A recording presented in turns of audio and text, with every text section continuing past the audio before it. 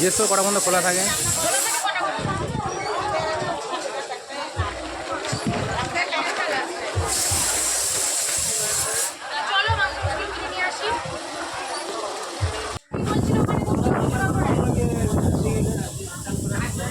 দাম বেড়ে গেল আজকে নাকি?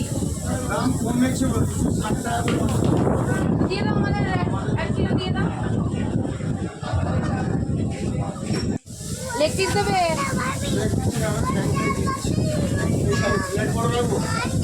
না না ওরকমই থাক, বেশি বড় করে রাখবো, ওরকমই থাক।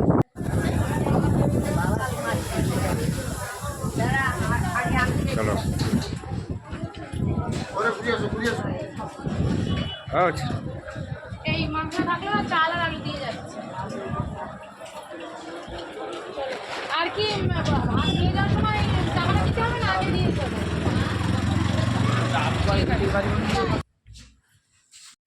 তো গাইস তোমরা দেখতে পেলে আমরা মাংস টাংস কিনে দিচ্ছিলাম দোকানে, কারণ আমরা তো দীঘাতে রয়েছি আর এখানে দুপুরে খাওয়ার জন্য চাল মাংস সব কিনে দিয়েছিলাম, আলু টালু। তো বাজারের ভিতরে এখানে রান্না করে দেয়, তোমরা যারা ঘুরতে আসো চাইলেই কিন্তু রান্না করে নিতে পারো, মানে কিনে দিলে ওনারা রান্না করে দেবে।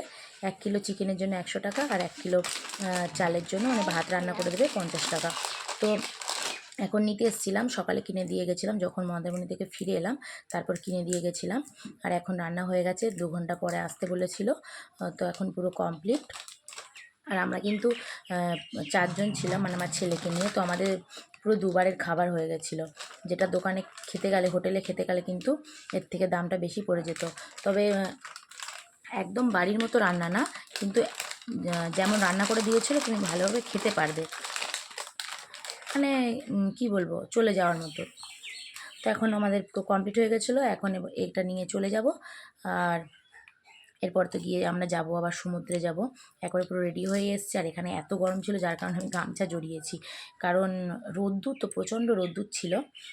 আর এখানে পুরো সব কমপ্লিট হয়ে গেছে, 150 টাকা নিল। তো চলো টাটা, পরে ব্লগ আবার দেখাবে, বাই।